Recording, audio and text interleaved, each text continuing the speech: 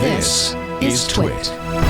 So I'm always on the outlook for good industry books, and my tip this week is about a good industry book. It's written by CliffyB Blazinski. This is the guy who he was not responsible for, but he worked on Unreal and Unreal Tournament, but he is responsible for Gears of War, which is what we were just talking about. It's called Control Freak, My Epic Adventure Making Video Games. That's a great name. Right. All right, here's the thing. Gears of War is a fantastic game. It is, and you got to remember, this thing came out probably, 2006? It came out with the first Xbox 360. So somewhere in the middle of Halo 2 and 3-ish, it came out. It was Microsoft needed like a first, well, it was a third party, but they published it they needed a big blockbuster game that was Xbox only, and this was it. And what's fascinating about this book to me is this guy goes into great detail about how he invented this world and everything that was in it. And, he had people in the team who helped him, obviously, but all of the stuff that went in, it's genius. Like this game was just right time, right place, right everything. Like he had this idea in the back of his head. He would watched Band of Brothers came out, and he's like, I want to do something like Band of Brothers. That makes I want it to be sense. like It feels bombed like out, that. bleak, Europe, gray. Well, that's one of the things I remember about it is the color palette tended towards kind of this grayish. Everything before then had been like Unreal and Unreal Tournament had been garishly colorful, right. And Gears of War stood out because it wasn't. Now it explains it. Unreal and Unreal Tournament, at least there was Unreal Tournament in probably 2003, 2004, I think were the ones I remember. But those games were kinetic, fast moving. It was like bam, bam, like bam. A pinball machine. Lots bright colors and fast moving. This game was the exact opposite. It slowed it down. It was realistic. It was sort of, it was an alien world, but you're not fighting aliens. You're fighting creatures that live under the ground. It was after a war, so everything had been destroyed. You're all fighting for your life. It's a team of people that really care about each other and kind of help each other out and all that stuff.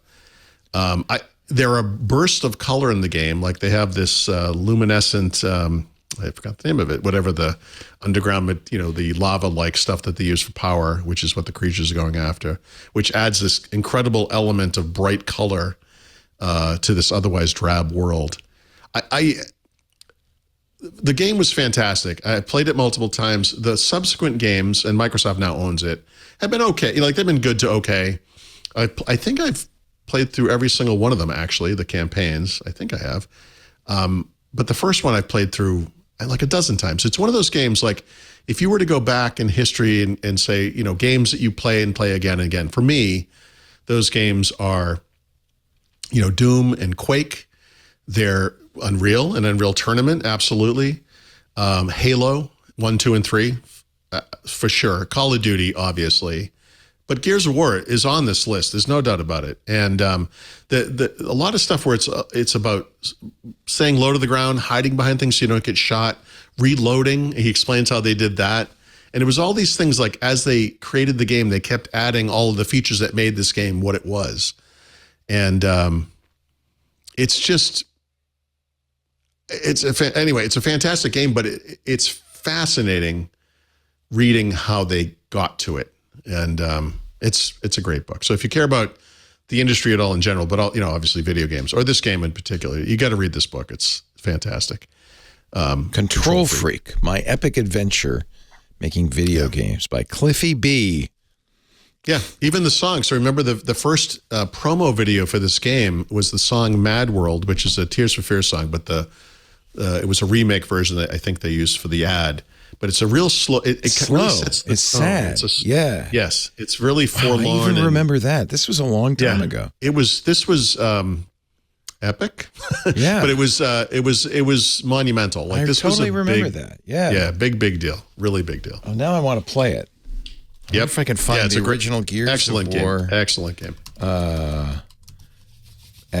They did a PC version eventually that added like an additional level where you fight that Tyrannosaurus Rex looking Godzilla thing. Here it is. That eventually look, YouTube's got everything. Too. I swear. Of course they do. There's nothing you can't find. Yeah, so it looks like Europe during World War II, right? Yeah, like you get that vibe from that. Yeah, very, very Band of Brothers. And kind of sepia and gray. I can't play the whole song, but you know this. Sure. It's a mad world. Yep. Wow, look at that.